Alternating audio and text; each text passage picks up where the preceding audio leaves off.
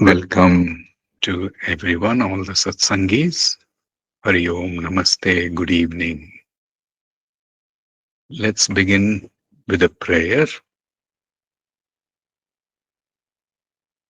Om Sada Shiva Samarambham Shankaracharya Madhyamam Asmadacharya Paryantam Vande Guru Paramparam Gurur Brahma Gurur Vishnu Gurur Devo Maheshwaraha Guru Sakshat Param Brahma Tasmai Shri Gurave Namaha.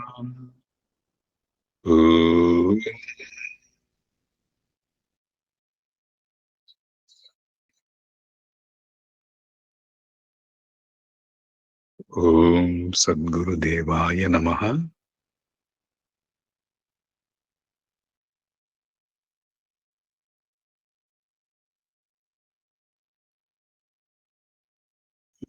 Good evening once again, and a warm welcome to all the satsangis. We started last time with the first talk in that series of Amritabindu Upanishad. As we all know, Amritabindu Upanishad is a minor Upanishad and is one of the five Bindu Upanishads. It's very simple, easy, and short, but as is always with all Upanishads, it is profound in its nature. We are proceeding with the second in the series of this talk titled The Journey from Thoughts to Silence. Before we begin with today's topic, let us do a quick recap of what we discussed in the first talk in this series. Just a brief one so that it's been over more than a month since we discussed this first topic, so it'll be a good refresher. Also, for newcomers who are coming in for the first time, who have missed the first talk, it will be a continuation providing the background of the first talk. So, last time we saw that this Upanishad talks about the mind to be of two basic types. One is the pure mind, and the other is the impure mind. Manohi dvividham prokta shuddham cha ashuddham eva cha. Ashuddham kama sankalpam shuddham kama varchitam. That's the very first shloka in the Upanishad. The mind is of two types. It's meant to be seen as two types. Shuddham, ashuddham. Pure and impure. And an interesting classification of the purity of the mind and impurity of the mind is given in this. A very basic, fundamental nature of the mind. What is an impure mind? The mind that is attached, or the mind with desires. Kama sankalpam. The mind with thoughts filled with desires is an impure mind, ashuddham. And shuddham kama varjitam. That which is free from the thoughts of desires is a pure mind. Now, we also saw that how Patanjali has a similar definition, the great sage Patanjali, in his famous treatise on Patanjali Yoga Sutras, has a similar definition or a treatment to the mind. He says, Vrittaya panchataiha klishta klishtaha. That means the vrittis or the modifications of the mind are of fundamentally two types: klishta and aklishta, painful and not painful. Um, and in turn, these two types of thoughts or the modifications of the mind, fundamental nature of the mind, gives rise to five variations. The experience of the modifications of the mind are klishta, painful, and aklishta, not painful, but they can be of five different flavors. Now, it's very interesting to see here. Let's see what the five flavors are. The first flavor of the modification of the mind is pramana or right knowledge. And the second is viparyaya or wrong knowledge or erroneous knowledge. Then the third flavor is vikalpa, which means it is an imagination. Fourth one is smriti or memory. And the fifth one is nidra or sleep. Pramana and viparyaya, right knowledge and erroneous knowledge. They relate to sense perceptions. You perceive something and it goes into the mind, and you either perceive it correctly, infer it correctly, or wrongly. Then it becomes right knowledge or wrong knowledge. So pramana and viparyaya refer to or pertain to external objects. Now look at the other two, vikalpa and smriti, imagination and memory. They pertain to inner objects or subtle objects, the thoughts, feelings, and emotions. And nidra is the absence of both, modification of the mind that has neither external perception of external objects or recognition of internal objects. So, a very interesting classification. Now, you must see here the fundamental nature of the mind. It's interesting to see, as far as the mind is concerned, the true, the, the stable or the elemental nature of experience is klishta, painful. Um, why so? Because there is no mind without any thoughts. And the moment thoughts move in the mind, they get their energy and start moving. The thoughts chase objects, and then a lot of things happen, like and dislike. You want to possess it, or you want to run away from it because of dislike. You want to possess it because of like. You want to run away from it because of dislike. A whole lot of mechanism happens. Then the essential experience is that of pain. And what is happiness in the transactional world, in in samsara? It is, in many scriptures it says that it is the relief from the drowning of the person drowning in samsara. Samsara is dukkha. A person drowned in samsara is constantly experiencing dukkha.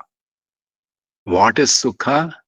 A small relief from the ongoing dukkha.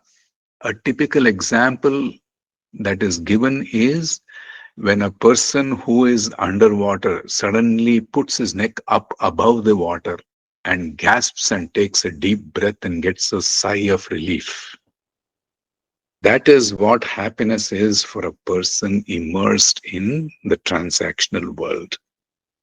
Whereas when it pertains to matters of the self, the inherent nature of the self is bliss. And what is sorrow or conflict from the standpoint of self? It is the forgetfulness of the self, self forgetting itself of its own true nature, identifying with the instruments or the equipment that is available for experience and action and knowledge. That means body, mind, and intellect. So these are two different orientations. When we deal with the mind, we deal with the fundamental premise that the mind is in a state of conflict as an inherent nature of the mind itself. And all the sadhana, all the working, um, the practice is to get a relief from this conflict or dukkha. From the standpoint of view of the self, it is just the erroneous identification with the objects, the subject and the object merging together that causes dukkha temporarily.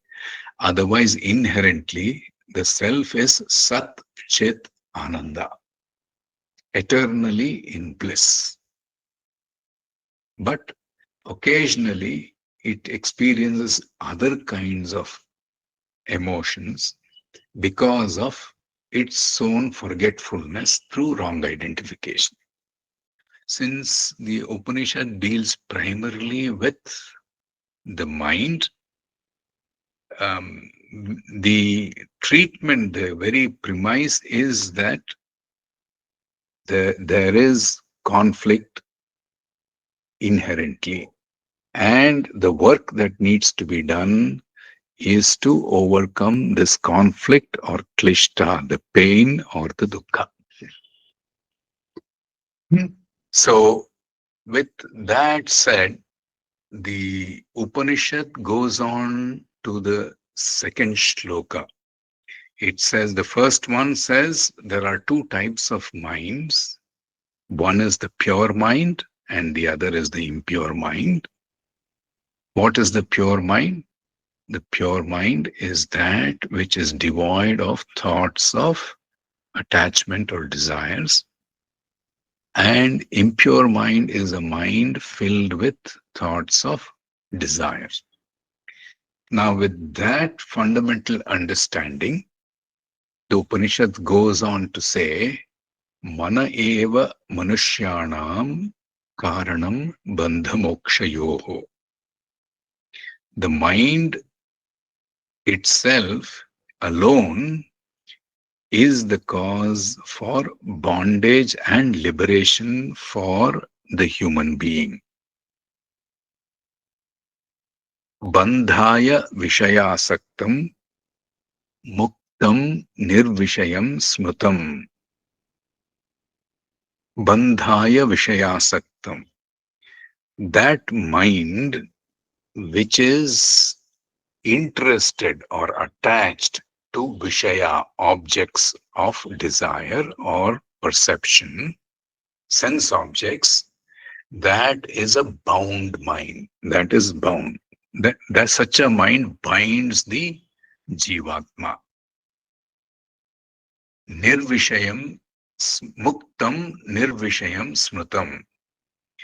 That mind which is nirvishayam, which is free from the attachment of the sense objects, is a free mind. Smrutam, mind, is mukta. Such a mind is a tool for liberation.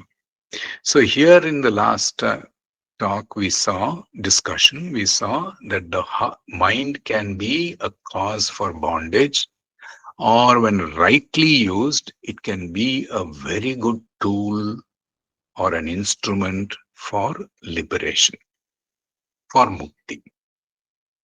So, since the mind is involved, obviously, it is not a one-time affair because the mind has a tendency, both the mind and the body have their own inertia. The body has its own inertia, its own energy patterns, its own habit, and this inertia is a result of the past habits. For example, um, if we want tomorrow, if I decide that I have to get up at 5 a.m. in the morning, get up and do 1 hour of meditation before I start the day with work. Now, if I'm not used to getting up at 5 o'clock, what will happen? I will keep the alarm, and when the alarm rings, if it's cold already, it's November cold, December cold, November, December winter cold. So I will snooze it or turn it off and go back to sleep. So the body needs to be trained with repeated practice. So is the mind to be trained. Mhm. So the mind is used to going outwards to the world and getting attracted to the sense objects. Vishaya Saktam, being interested in the objects or being interested in the world. Now, how can one be free? By actually looking at or achieving nirvishayam manaha smrutam, by removing the attachment or interest in the sense objects. So such a mind to be moving from attachment to objects to detachment from sense objects requires training. So the next shloka deals with the importance of training of the mind. The third one in the Amritabindu Upanishad says, Yatho nirvishayasya asya manaso muktir ishyate. Ato nirvishayam nityam manaha karyam mumukshunu. Yato nirvishaya asya. So that mind which is nirvishayam, that which is detached, which is not attracted, which is devoid of the sense objects. That means which is not attracted to the sense objects. That mind, manaso muktir ishyate, it becomes liberated. So what is to be done? The next one, ato nirvishayam nityam manaha. So therefore, the mind must be engaged in practice of nirvishaya, in practice of detachment. Karyam mumukshunu. The mind must be engaged, must be set into action, must be engaged in acts that avoid attraction of objects or that remove the existing attractions to objects. Who should do that?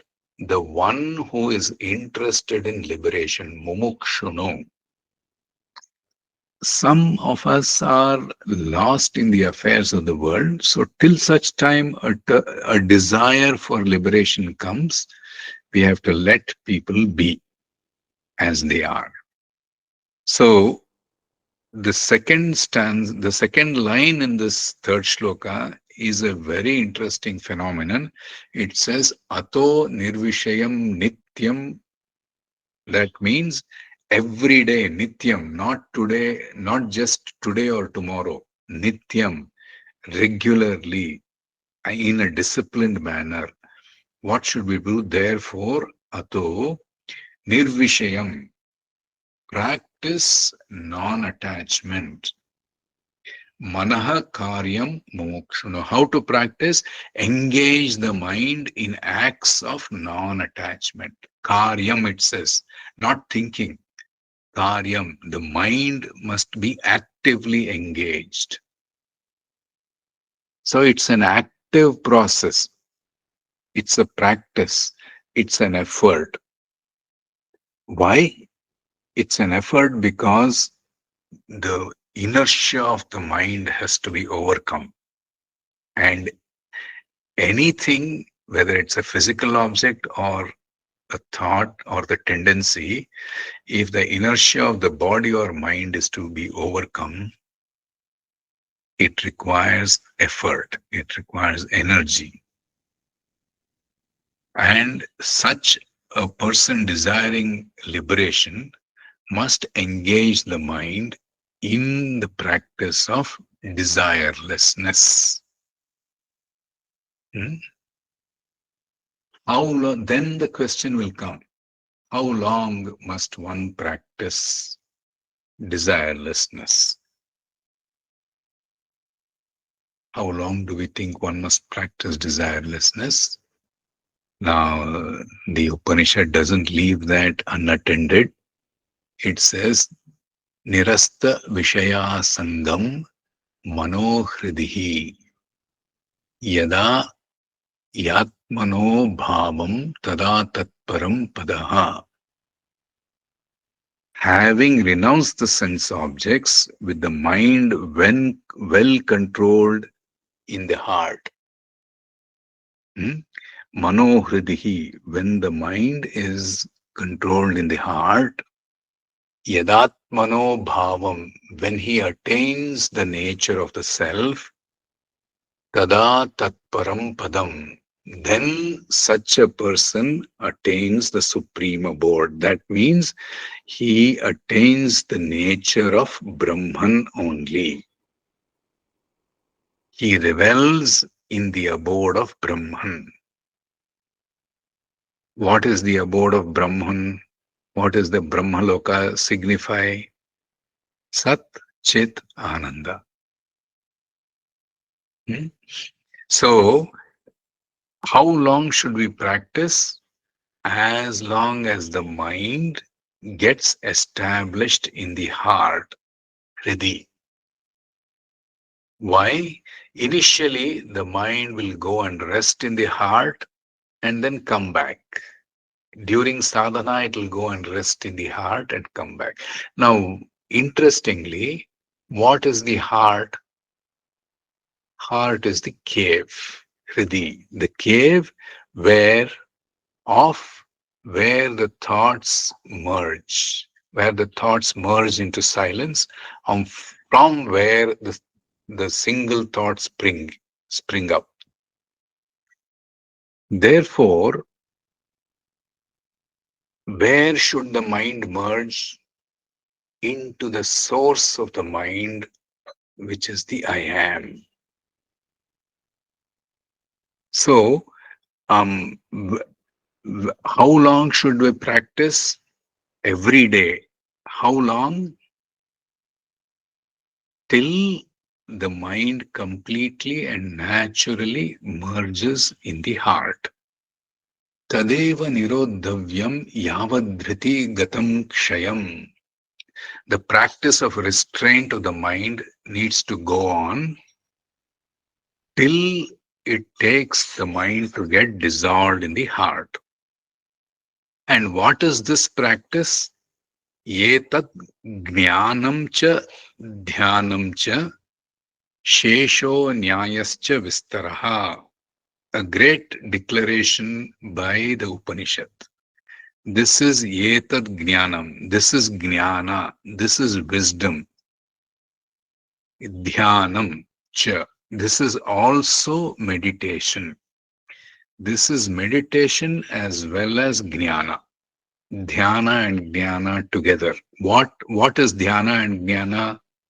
Simply the merging of the mind or the stabilization of the mind in the heart.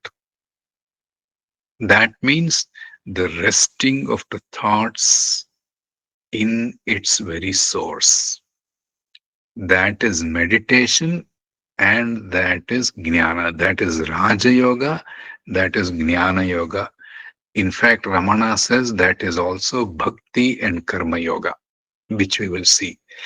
Now, Shesho Nyayascha Vistaraha, the rest of it, Shesha, anything else apart from the merger of the mind with the heart, all explanations, all models, all concepts, they are Nyaya, logic, or Vistaraha, play of words, mere explanations.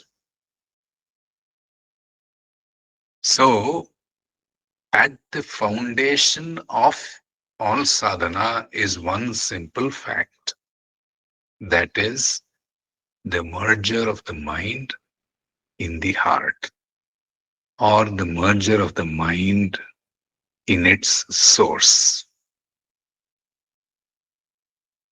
The rest of it is a play of logic or a play of words.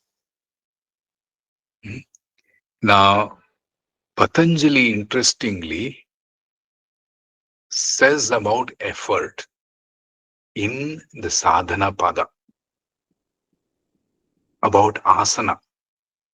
He says, Thira Sukham Asanam. That is a well-known aphorism in Patanjali Yoga Sutra.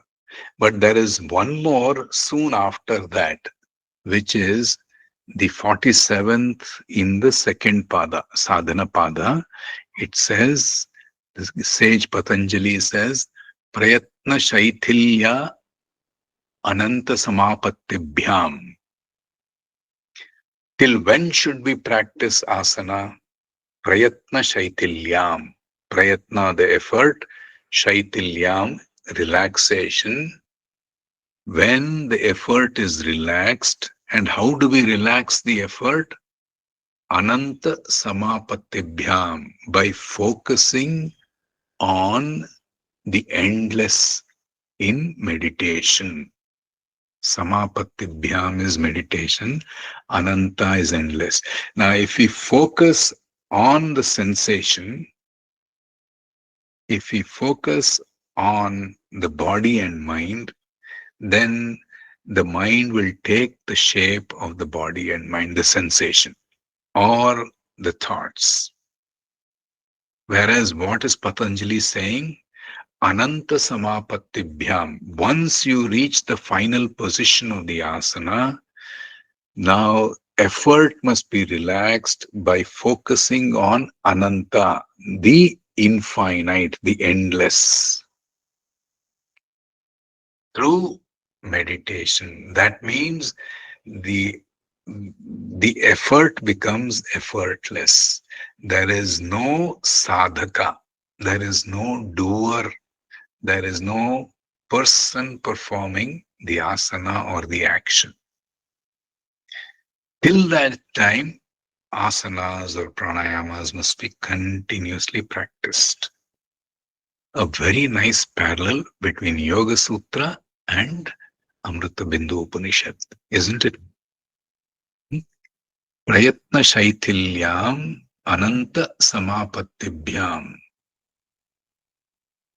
Practice, practice, and practice till the effort, you're able to relax the effort by the meditating on the endless, Ananta.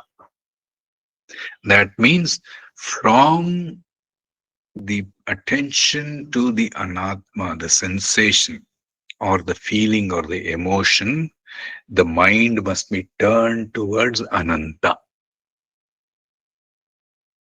endless, the one without the end, that which is always present. We saw till here last time. Now, so far, so good. We says, okay, the mind, the desireless mind is a tool for liberation. Therefore, nityam, every day, practice nirvishayam.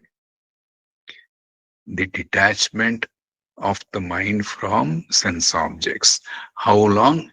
Till the mind merges in the heart.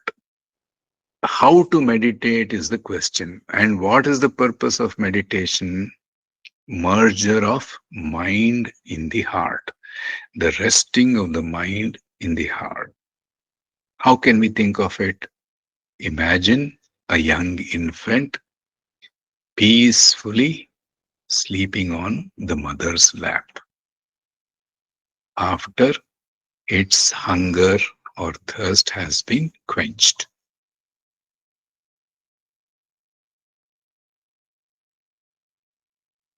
Similar is the case of when the mind rests in the self. Now, how to do that? The sixth shloka of the Amritabindu Upanishad deals with it very nicely. Naiva chintyam na na achintyam cha chintyam chintyameva cha pakshapata vinirmuktam brahma sampadyate tada naiva chintyam cha va achintyam na chintyam chintyameva cha. It seems a little complex, but it's fairly simple. Chintya, thinking, thoughts, occur in the first line of this shloka 4 times. Naiva chintyam, not to think, va achintyam, not to think, na chintyam, again to think, chintyameva, thinking of one thing alone. So let's understand this in a little more detail. There are 4 kinds of thoughts. Whenever we perceive any sense object, immediately 2 kinds of responses happen in terms of thinking. One is like, and the other is dislike. So, thought of like or a thought of dislike comes. So, naiva chintyam, na eva chintyam. So, you don't engage. It is not meditation, is not the thought of like, va achintyam, not of dislike. That means I don't want it. I'm moving away from it. Not to think about that object, which means I dislike it. So it is neither the first thought is of like, the second thought is of dislike. So it is not thoughts of like or dislike. Na chintyam, nor thinking of a specific object. Just even a specific object thought. Why? Because whenever the mind thinks of any object, the mind goes and takes the shape of the object, which means what? The mind gets bound. Hmm? Thinking of likes and dislikes, the mind keeps running hither and thither. So all the 3 are not useful. Thoughts of like, thoughts of dislike, or thoughts getting focused on any particular sense object. Hmm? Chintyameva cha. Then it is only thinking of that reality. The 4th thought. Instead of thinking of the object, aham brahmasmi, that I am consciousness, I am divine. So engage in that thought of reality. Turn the attention to the thought of reality. And this is a practice. That's why the sage says, This has to be practiced. Karyam, nityam karyam mumukshuno. Every day the mind must be engaged in such a practice for the seeker desirous of liberation. Thinking of reality and reality alone, not entertaining thoughts of like, not entertaining thoughts of dislike, or not even entertaining thoughts of any particular object. The first three thoughts. Entertaining only one thought, the fourth thought, the thought of reality or Brahman.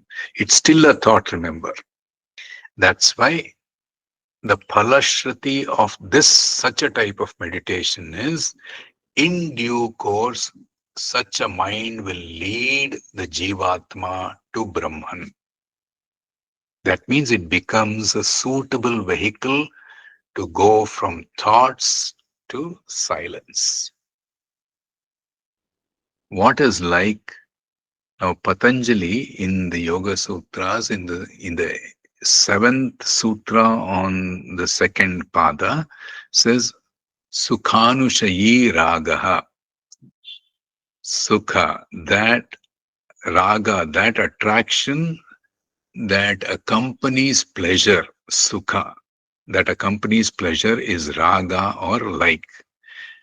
If the attraction that accompanies pleasure is like. And what is dislike? What is dvesha? Dukkhanushayi dvesha is what Patanjali Maharshi says. The repulsion that accompanies pain is dvesha or dislike.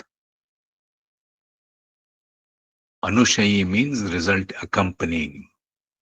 So, whether it's attraction or repulsion, both cause disturbance in the mind. One causes the disturbance of anxiety to actually own the object because of attraction.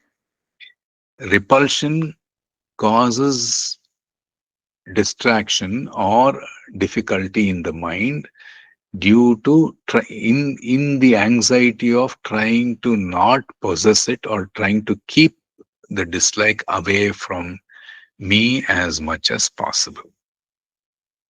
Therefore, attraction and distraction, like and dislike, attraction and distraction, both are actually um, a negative for the mind in terms of sadhana. In terms of sadhana. Hmm? Now, how do we avoid the third kind of thought?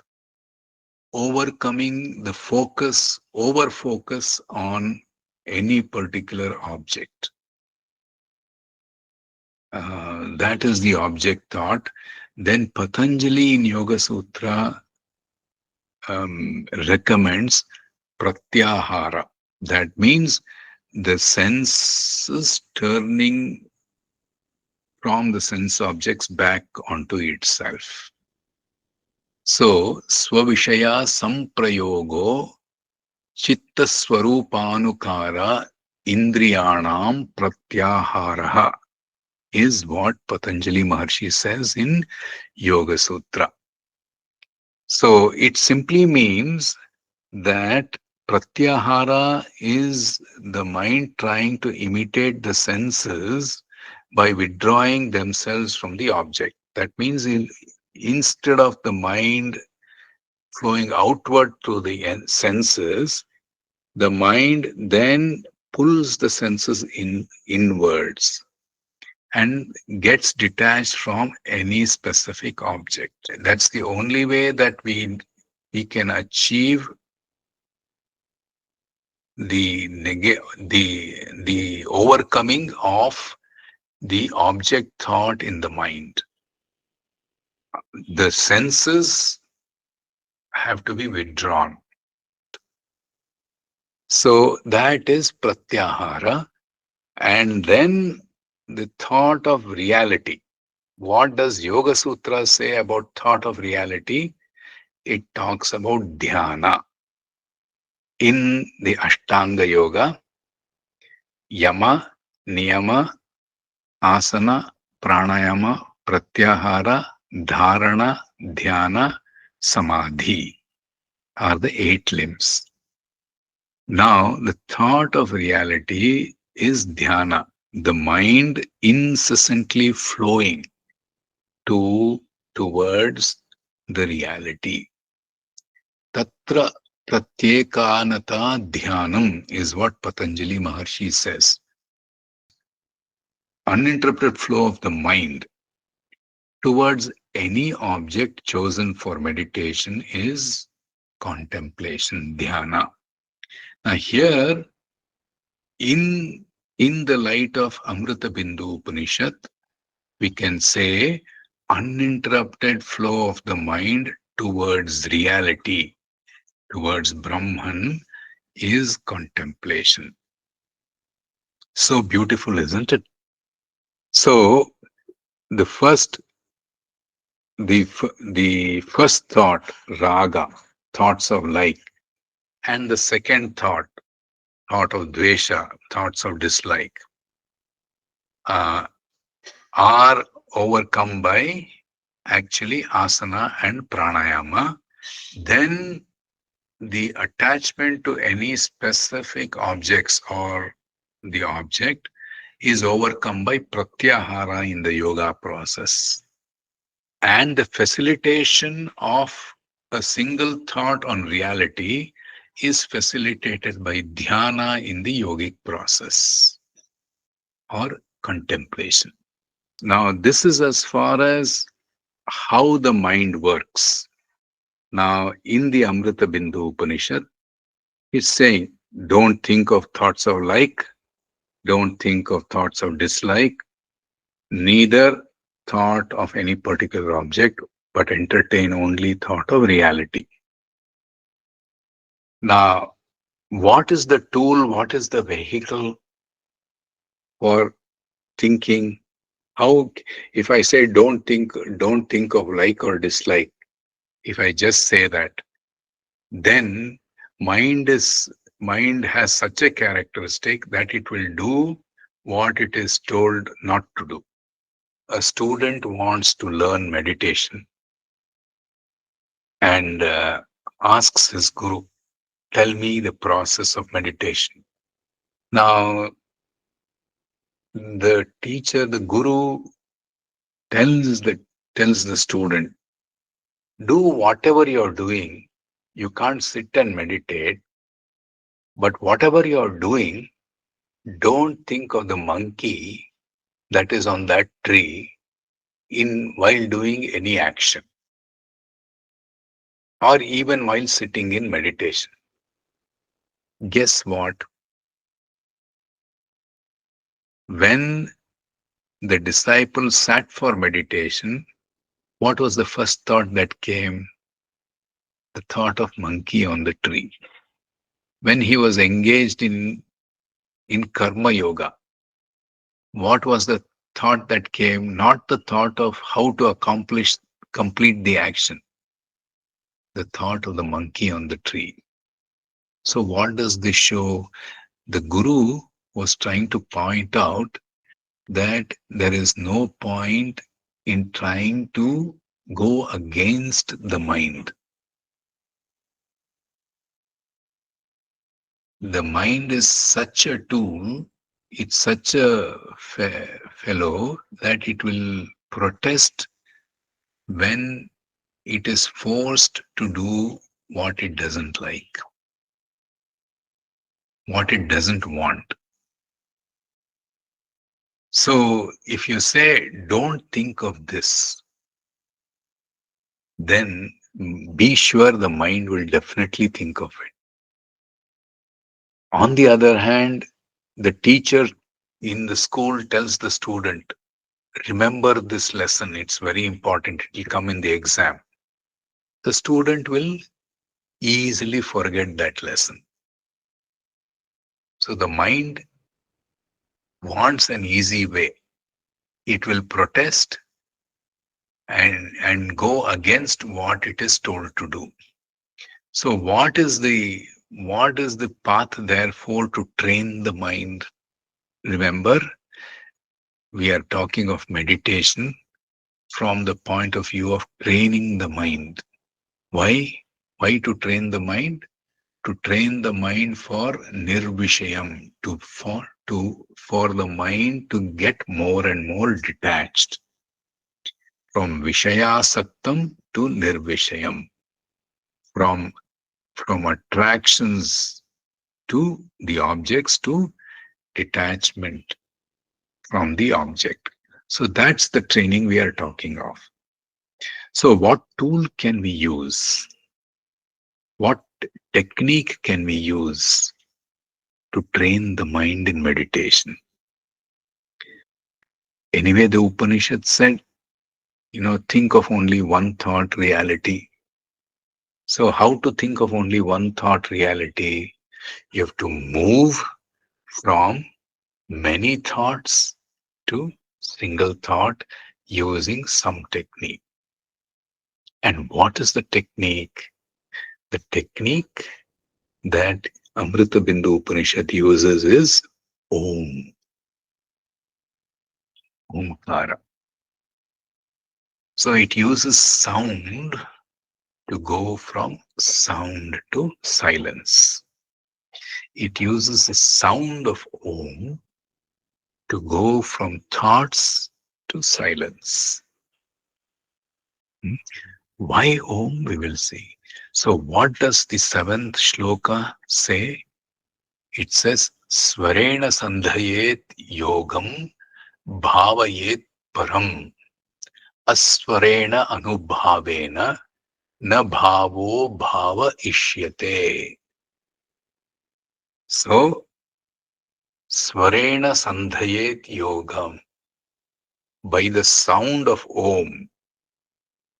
Svarena, the sound, the word of Om, sandhayet yogam.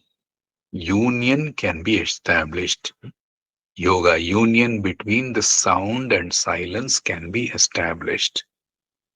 Union between the thoughts and silence can be established. Union between the mind and the self can be established. Bhavayet param. Then follows the meditation beyond sound. Param, beyond bhavayet, meditation. Asvarena anubhavena. Thus, by meditating upon that which is beyond sound, asvarena, that which is not sound, that means that which is beyond sound, na bhavo abhava ishyate. What is real and what is unreal becomes known. So use the sound to go from sound to beyond sound. And when we meditate on that which is beyond sound, the difference between reality and unreality is known clearly to whom? To the mind. So, what a powerful tool, isn't it? Hmm? Why Om? Why Om? Because Om is the first syllable. Om ityekaksharam Brahma. If there is one word, one syllable that represents, that points to Brahman, it is Om. Om iti ekaksharam Brahma. Now, Om has another meaning, another significance, and that is a well known significance brought out in Mandukya Upanishad. Om passes through all the three states of existence: waking, dreaming, and deep sleep. And the fourth which is beyond sound. There are three syllables in Om that we all know, A, U, and Ma, that represents waking, dreaming, and deep sleep state. Now, Aswarena, the one that is beyond sound, the silent syllable, which is the silence of that that the sound weans into, and the mind establishing in the silence. That is the state in which the mind knows the difference between reality and unreality. And the fourth state, silent state, in Mandukya is referred to as Turya. The Om acts as a vehicle. Vehicle for what? Vehicle for the Jivatma to travel along the bridge, along the boat from thoughts to silence. Let's do a brief practice. Now, remember, in the chanting of Omkara, there is sound and there is silence in the end. Now, use the sound for the mind to get into harmony with the sound. And then, when the silence occurs, just allow the mind to be in the silence as long as it can, to be one with the silence.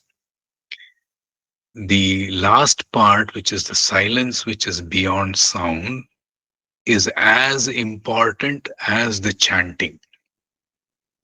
So, without focusing on that, just the mind's natural state after chanting is to lean itself into silence. Just like the natural state of the wave, dancing wave, is to quietly get into a restful state when it reaches the shore, the mind after the chant will rest in silence. Now that is called paravastha. Allow the mind to stay there. If a thought comes that interrupts that silence, then start the second chant, next chant of Om. But in this group practice, we will chant Om at a regular frequency so that we don't waste time.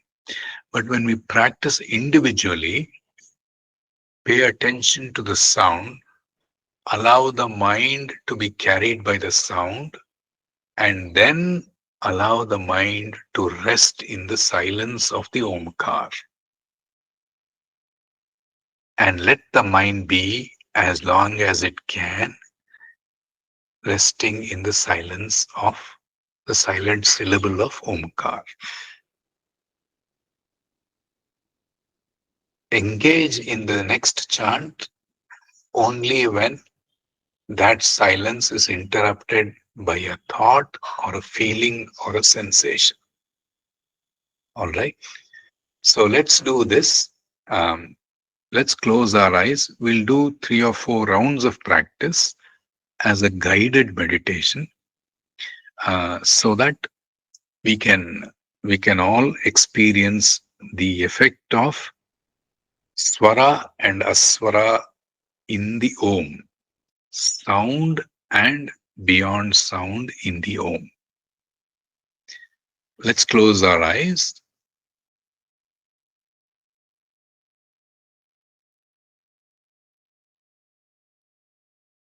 Breathe normally.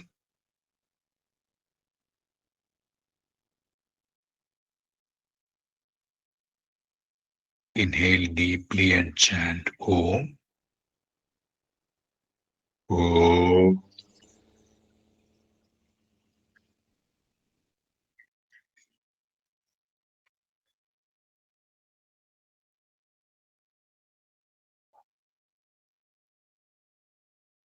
The sound of Om carries the mind along with it and will deposit the mind in silence.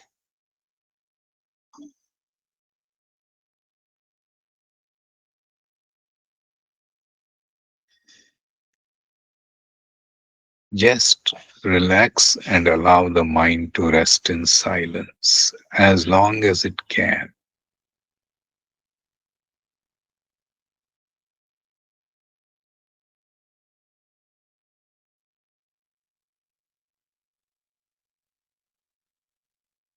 If any thoughts or sensations interrupt the silence, then let's begin the next chant of Om. Om.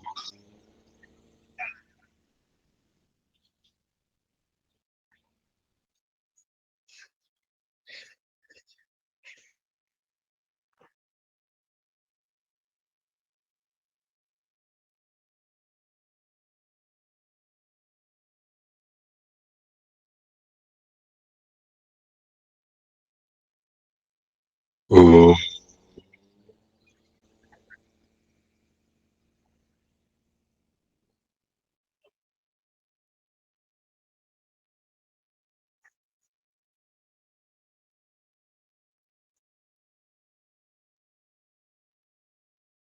Om.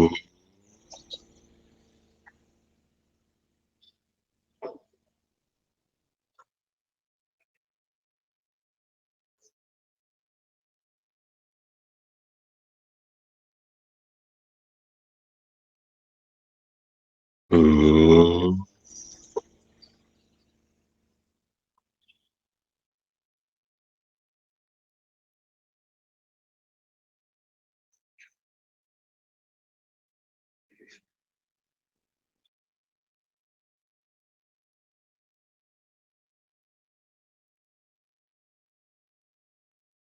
Swarena sandhayet yogam bhavayet param aswarena anubhavena na bhavo bhava ishyate.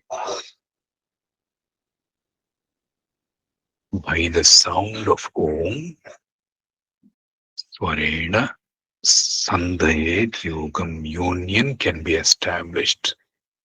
Sound can take the mind to the point, to the junction between sound and silence. Bhavayet Param.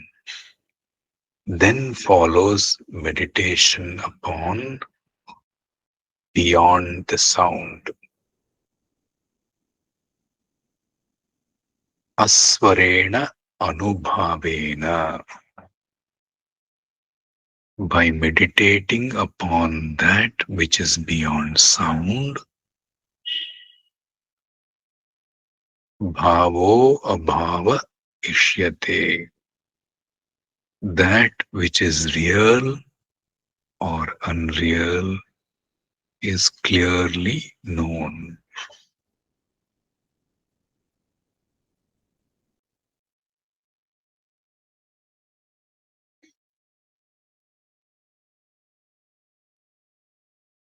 Gently let us open our eyes. The next two shlokas give the characteristics of that which is beyond sound, aswarena, silence, or Brahman. It says, Tadeva Nishkalam Nirvikalpam Niranjanam Tad Brahmahamiti Gnatva Brahma Sampadyate Dhruvam. Tadeva, that alone is Brahman. Nishkalam, what is it? That which is without parts. Nirvikalpam, that which is without differences.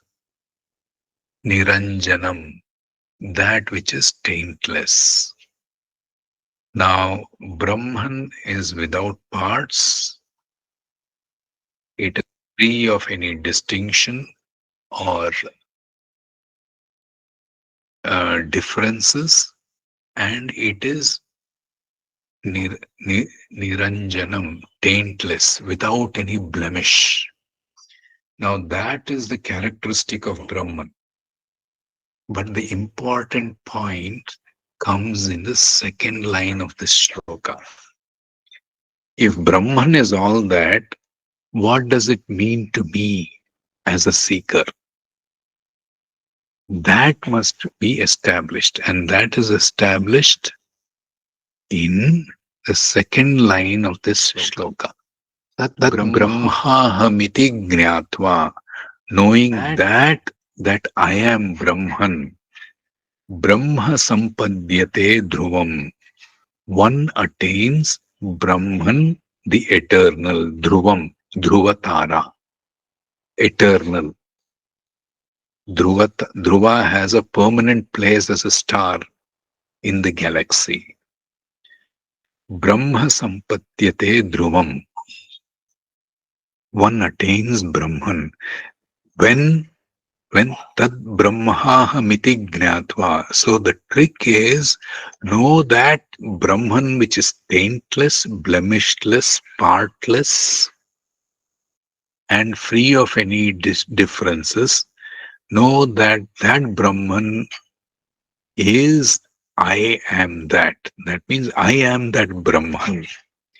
That jnana, that direct intuitive experience is the one that helps us attain Brahman.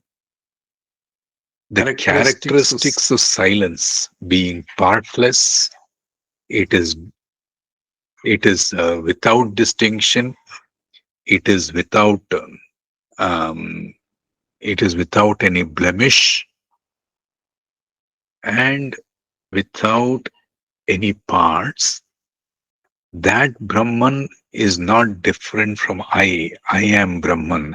That Jnatra, that knowing only liberates me. So going to the silence, taking the mind to the silence and resting it in that silence is one part. The second part is the Jnana part, knowing that I am that Brahman or that silence is the one that is the liberating aspect of the sadhana. Otherwise, we can enjoy the silence, the bliss. It will give us a peaceful state, but it will not lead us to liberation or mukti, freedom. Knowing that that Brahman is not different from me, knowing that I am Brahman is the one that liberates me from all bondages. The second, the the second stanza on the characteristics of Brahman, infinitude of Brahman continues. It says, Nirvikalpam anantam cha hetu drishtanta varjitam. Again, one part repeats Nirvikalpam, that which is devoid of division, anantam, that which is endless, hetu drishtanta varjitam, hetu, which is beyond logic. Varjitam is beyond. Hetu, logic. Drishtantam, comparison.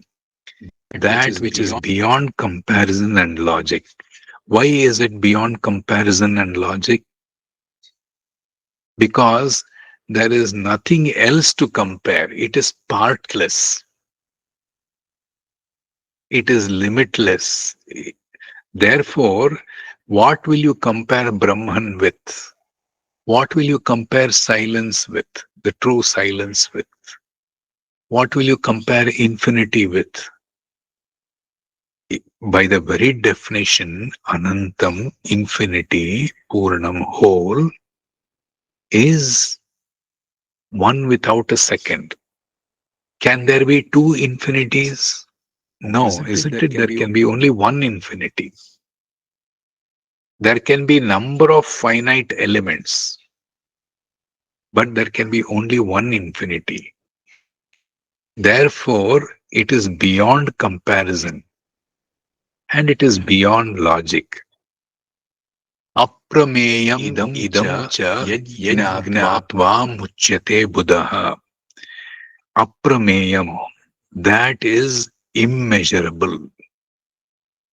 Anadim cha, that which is without a beginning. Yajnatvam uchyate buddha, knowing that Brahman which is immeasurable, knowing Brahman as that which is incomparable or beyond logic, knowing that as without an end or without a beginning, the wise one is liberated. And that the key to that liberation is, I am not different from that. I am that. I am, in my truest sense, immeasurable. I am beyond logic and comparison. I am Ananta. I am Nirvikalpa, devoid of division. So that is the liberating factor. Aham. So the previous shloka says, Tad Brahmahamiti Jnatva. Tat Brahma. That Brahman, Ahamiti Gnatva. Know that I am that Brahman. That means I am Brahman. Aham Brahma Smi. So the path of sadhana is, the Upanishad takes us using the sound, not any ordinary sound, but the sacred syllable Om, the sound of Om, to go through the three states and land in the silent syllable, the silence, and in that silence, the seed of jnana should be planted, that I am that Brahman. What Brahman? Brahman that is taintless, partless, immeasurable. So this is the process of meditation recommended by Amritabindu Upanishad. We will see next time further what the Upanishad says in the next session, when time and Brahman Ishvara permits and gives us the opportunity.